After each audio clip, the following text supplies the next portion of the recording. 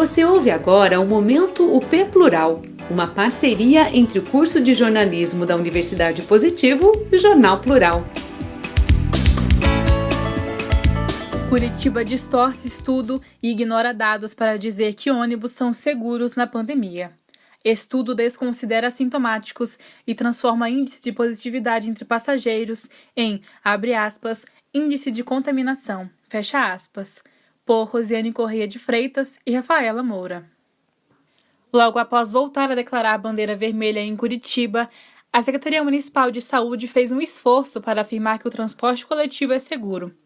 Em material divulgado no site da Prefeitura, o órgão afirma que a contaminação por Covid-19 nos veículos de transporte urbano é baixa, dizendo que, segundo o estudo epidemiológico da Secretaria Municipal da Saúde, feito em parceria com a URBS, o índice de contaminação de passageiros do transporte coletivo de Curitiba é inferior a 1%.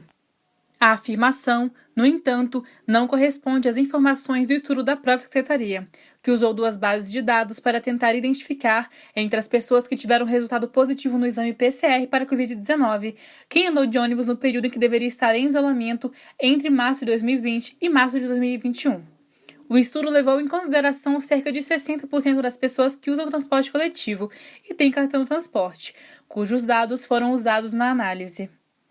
No período de março a dezembro de 2020, 12 mil pessoas com PCR positivo para a Covid-19 foram identificadas em viagens do transporte coletivo urbano. É pouca gente, se comparada com a média de 249 mil pessoas que diariamente usaram o transporte no período.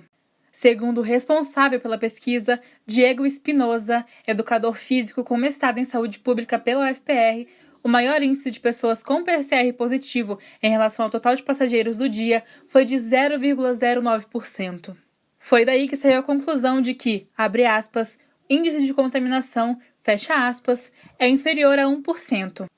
Porém, o que se mediu no estudo não foi a contaminação, ou seja, a transmissão da doença de um paciente doente para outras pessoas dentro do ônibus, e sim só a presença de pessoa com resultado positivo para a doença. Para medir a contaminação, seriam necessárias outras formas de mensurar a transmissão do vírus dentro do ônibus e demais ambientes da rede de transporte, em especial a consideração da densidade de passageiros nos veículos e o tempo de permanência das pessoas dentro do carro.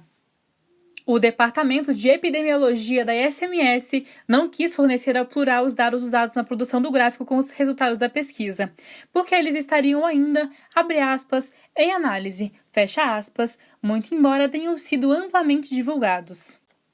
Segundo Espinosa, os resultados obtidos não querem dizer que não se transmite Covid-19 no ônibus, mas ele acredita não ter identificado uma relação entre o aumento do número de casos e o aumento do número de usuários do transporte. Ele concluiu isso ao sobrepor os dados de número de passageiros por dia no transporte com o número de casos de Covid-19 confirmados na cidade. Essa observação, no entanto, não leva em consideração outros fatores, como o índice de reprodução do vírus, RO. Outra limitação do estudo diz respeito à baixa testagem de pessoas para rastrear casos de Covid-19. Via de regra, a cidade só realiza exames em pessoas com sintomas moderados e graves. Segundo o estudo do Centro de Medicina baseado em evidências da Universidade de Oxford, que sistematizou os resultados de diversos estudos sobre a evolução de casos de contaminação pelo coronavírus, entre 5% e 80% dos pacientes contaminados permaneceram assintomáticos, e parte desses casos assintomáticos podem apresentar sintomas após uma semana. Questionado sobre a ausência de consideração sobre os assintomáticos, Espinosa diz que os casos sintomáticos têm maior risco de transmissão. Ele concordou que seria melhor testar mais pessoas, mas que os dados usados são representativos. Ou seja, ao testar só casos moderados e graves, provavelmente uma parte significativa dos casos ativos da doença na cidade jamais entraram para as estatísticas da pandemia na capital, nem estão entre os casos identificados de pessoas doentes que mantiveram a circulação em ônibus do transporte coletivo. Segundo Espinosa, o plano agora é ampliar a pesquisa incluindo resultados de exames rápidos, cujo uso foi ampliado pela SMS recentemente. Não há, porém, planos para realizar ampla testagem, mesmo que pontual, dos passageiros do transporte público. Espinosa também afirma que o resultado do estudo aponta para a efetividade do uso de máscara, distanciamento e pouca interação entre pessoas dentro dos veículos do transporte na contenção da Covid-19, o que só estudos mais completos de acompanhamento de grupos de passageiros teriam, de fato, condição de concluir. Um desses estudos, realizado na China, acompanhou 2.334 pacientes e 72.093 pessoas que tiveram contato próximo com eles em trens de alta velocidade do país e concluiu que o risco de transmissão aumenta de acordo com a distância da pessoa do paciente contaminado e o tempo de viagem.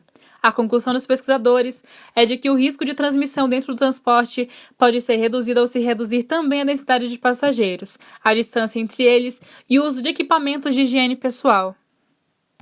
Com reportagens de Rosiane Correia de Freitas e Rafaela Moura, a locução dessa matéria foi de Natália Gonçalves, aluna do curso de jornalismo da Universidade Positivo, para o Plural para Ouvir.